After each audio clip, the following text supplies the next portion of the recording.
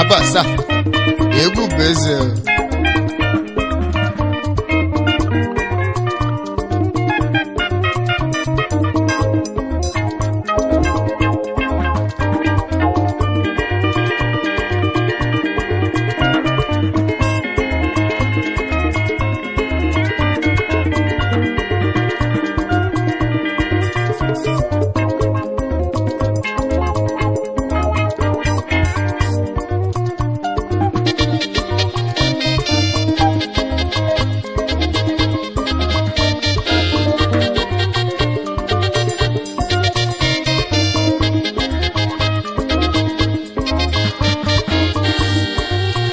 Sirejana bisije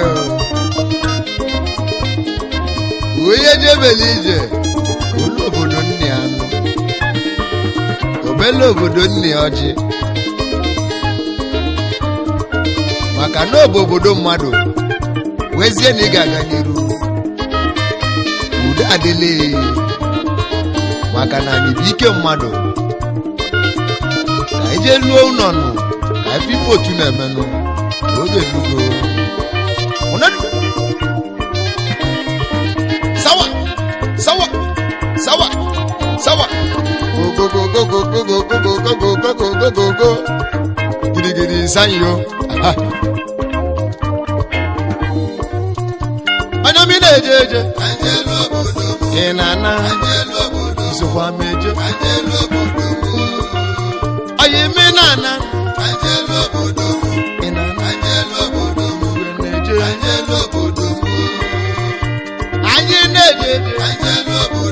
Isukwa meje Eja na bisi Oya mi nejeje Oya mi na nana Oya mi nejeje Ejelu obodo mu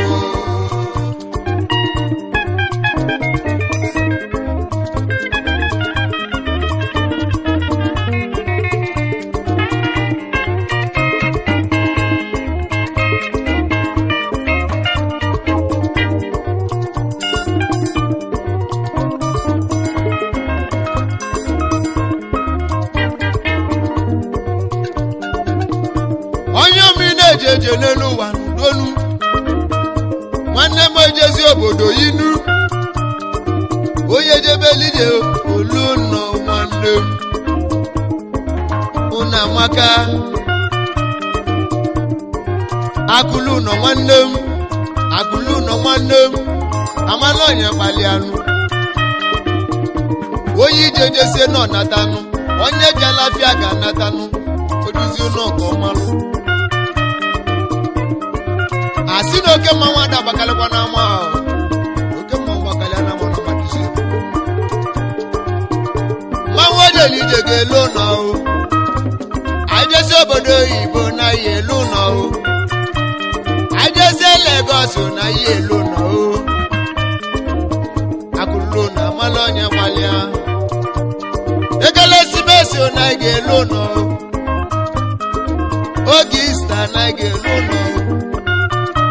I lose no, I pussy a mama, I pussy a papa, I mellow pay for one.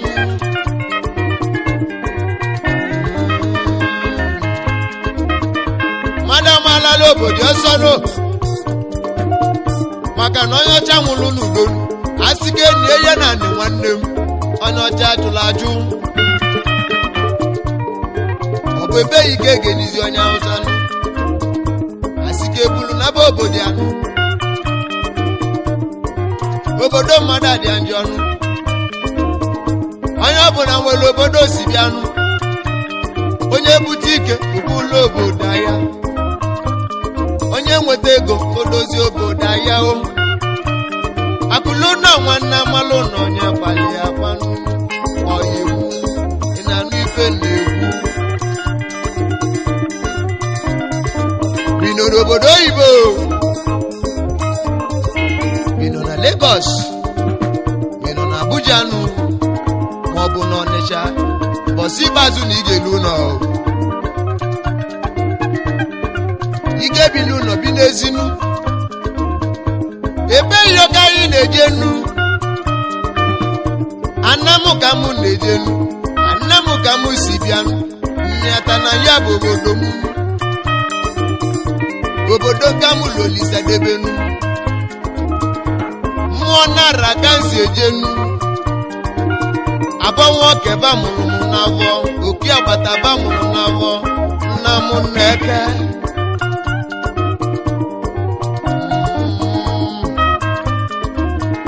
nemanya dị n'izu na-eme mmanwụ ike dị n'ụlọ somejenu ya ka iji eje ije ananụ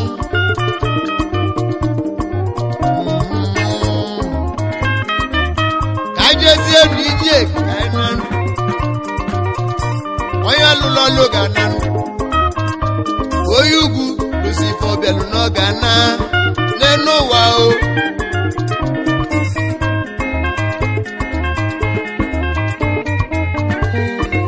nwanne m ị na-eje isokwa m eje onye m na-ala obodo oyibo na-eje Lagos ị na-eje Abuja Port Harcourt Bayelsa Enugu steeti o ya bụ obodo Owerri bụ obodo m Imo steeti o egwu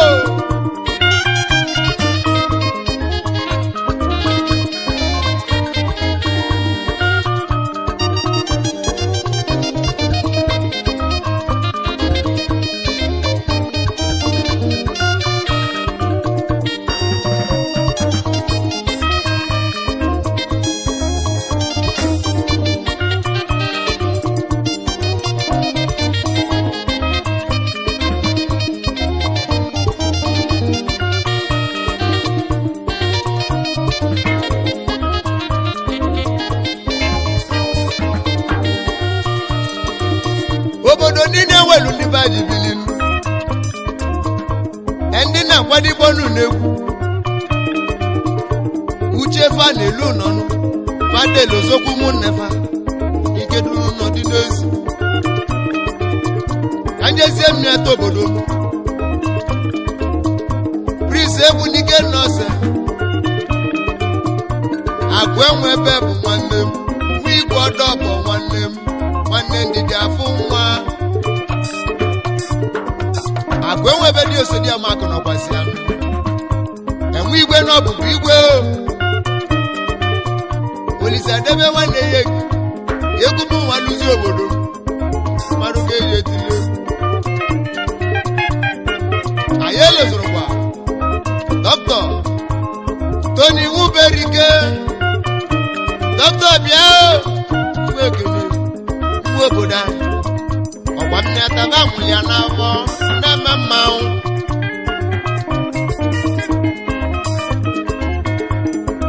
yokokokoko egwu m ekele ndị ọyị mụ n'obodo anyị mana mmadụ eriganụ Justin Uchenna Abatụ nọkwasị ya ihe li ọba ihe li eba nwanne m obi ihe Abatụ ihe adeli ọba jaja udogwu ego n'izu obili nwanne m awụchapụgo n'obiam osigo n'obiam bye osi wele egwu akeneli ya na nna m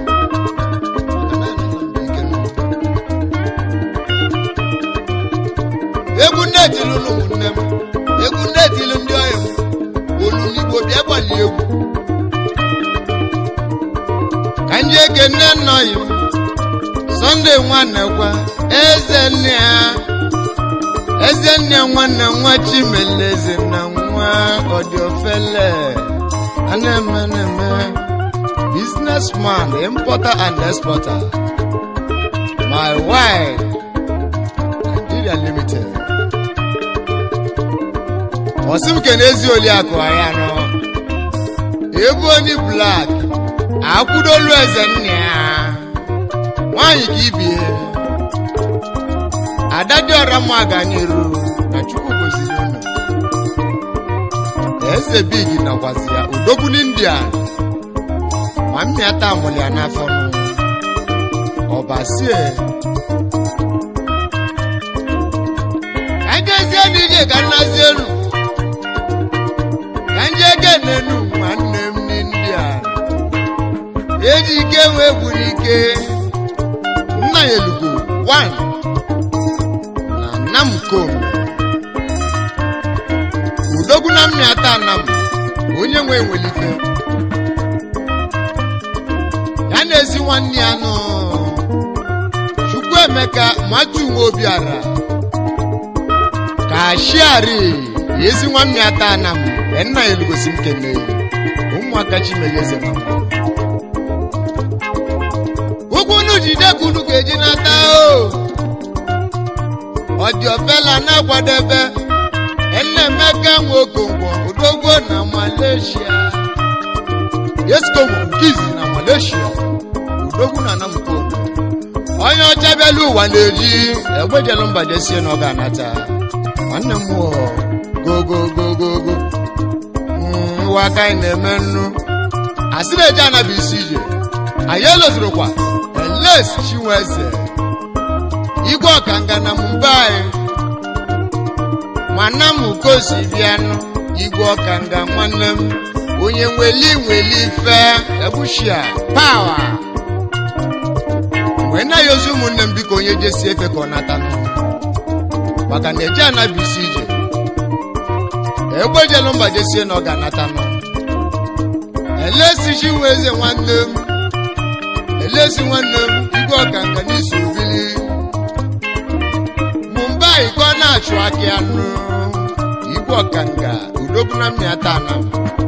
ezi nwanne m bili anyị ejebe nnaba njebe onye ọma ị na-eje eje onye ọma ị na-ana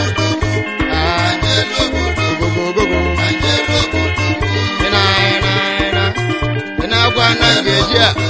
ị na-agwa na ije gị ije elu ụlọ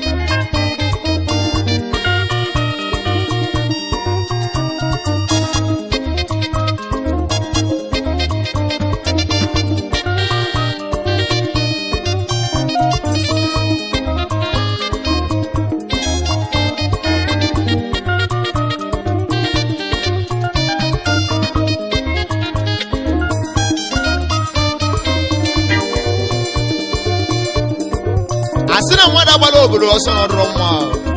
maka na mbọsị ikpeazụ ike n'ụlọ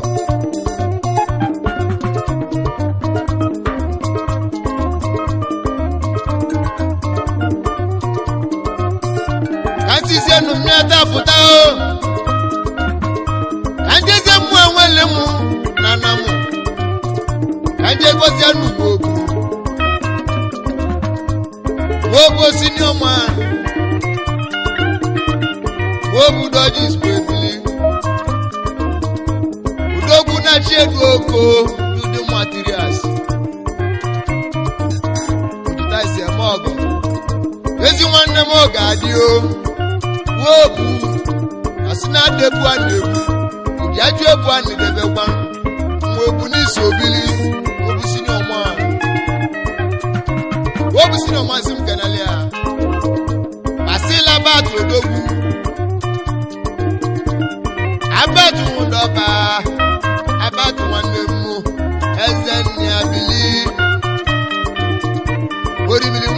oga orimili a na-atụrụ ọnụ n'Ikorodu ojikọti na-eme ọgọ ọganyị nwanne Olisadebe ezi ọgọ ọnwụ ọgwụ eji ọfọ Nneke nọkwasị ya ọchịle ọsụa Jizọs na Mkpombe Lagos ụkọ na-achụ aka ya oji efi eme ọgụ mụ na ya bụ nwanne ọmali ka eji ya nwa mmadụ obu ka nji male mmadụ ka anyị ji apụta ife nwee dị nnekwu asụ enwere mmadụ akago enwere ego ana m ụba anyị na enwere mmadụ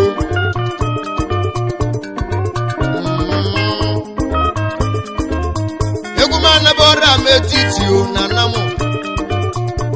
egwu nwa bụ egwu mụ na ụmụnne m Tony Collins Odogwu Honorable nwa bụ nwanne ga-adị ebe chairman Bilie Odogwu nwanne nke mụ Akachukwu dị ya asị na onye Akachukwu dị na arụ na nwere ife niile oge eme ya ba na abala agwụ azụ akụkọ Olisadebe nwanne ya ekele Akachukwu nwanne m lote m kedu maka Chief CJ Okwuneche na mmụọba agụ Okwuluọra nọkwasị ya egwu kelele ife na-emeli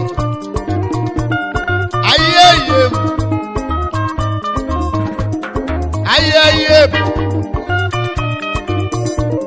Fred Ezioyi Odogwu Oscar nwanne nke m anyị ji egwu na-ekene Chief Sir Charles Oscar Udalo machi na-emeli ife nke izizi na Anambra Odogwu n'Indian abụnwe lota nna na Anambra Mamụda ọrụ Odogwu iso nwebili nwanne nke m Managing Director of St. Charles Concepts Limited ezi nwanne nke m ọ gabalị onye nwere unu nwegwalife asị bụ onye edebele ije oluno unu amaka anyị debe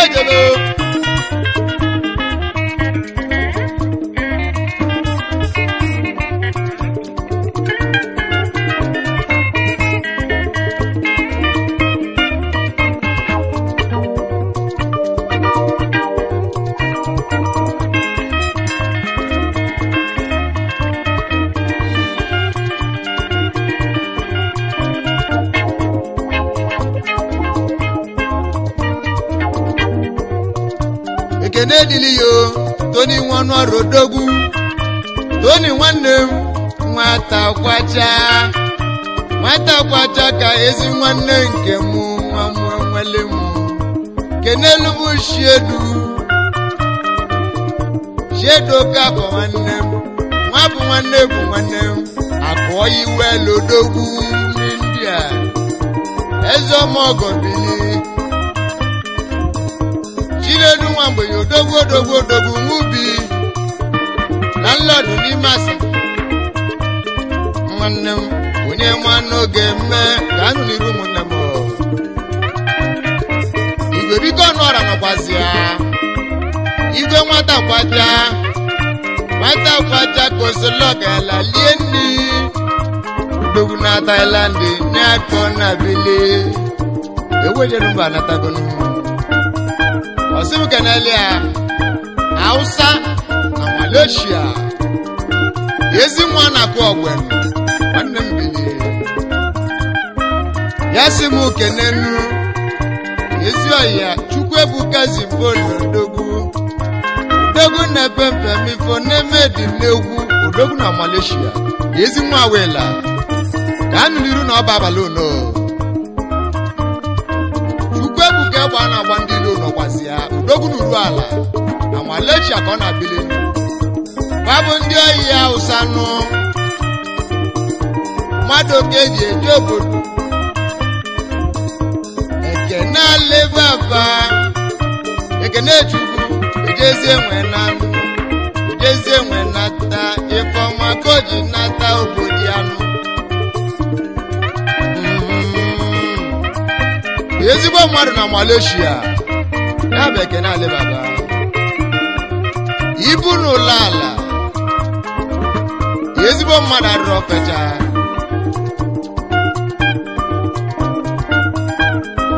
Zinga Oponjo nọkwazịa Oponjo na Malaysia ya n'iru n'isobili o ndị ọma Malaysia natago onye ọbụla wele obodo si bịa okoko Spanish onisobili ikolobịa oyibo na Malaysia odogwu ikolobịa n'isobili Spanish n'ọdịnihu ememme ojesie konata egwu ejelu mba batagonu Hausa nwa na-akwụ ọgbenu gaanụ n'iru na ọ ga-abalị unu gị na ndị ọyị gị ka jezie n'iyi ọra nwanne m ọ bụ onye ka mụ na-ekwuzi Mike Nwofia Igwe Modezi Odogwu Modezi Oil and Gas Nigeria Limited onye ọ ga-adịlị mma Modezi nwanne m oge n'iru anyị ejego mmalụ obodo odolu anyị ejego jesie ite elu ezi nwanne osite onye mmemme atụ egwu Malaysia nwanne m mmemme atụ egwu na Malaysia nọgbazi kedu maka Chief Sir Michael Ọgwụgwa ọnwụkwa Abụmwelotanna Kizi na Anamkome Ebu President CFC Press Club nke nwe na Dakar, Senegal ezi nwanne m sokwa bilie ka n'iru na ọ ga-abalị kenekwalụ m ezigbo nwa ya oge chukwu nnu Okechi Kizi na Anam ụmụnne m ga-adịnụ unu anụgo ajebela ije ị na-anụ isokwa ma eje kele igesi aka ịna emesi aka ịna kọsọ ijebela ije igesi aka ọkịna ị na-eje eje ị na-ana nkele Olisa nwanne the boy wisi nne nwanne Olisa Odogwu nwa obodo mụnụ mmiri na-ezo egwu m ekiri